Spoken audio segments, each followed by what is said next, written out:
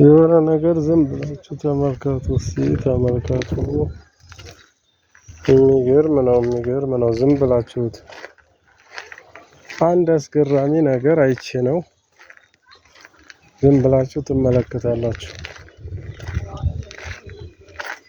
ከዛ ኮሜንት ላይ አስተያየታችሁን ተናግሩኛላችሁ ማለት ነው። አሁን የቱ ጋር እንደምወስዳችሁ ዝም ብላችሁ ማየት አለባችሁ። የቱ ጋር እንዳለ ኮሌጅ ግቢ ነው።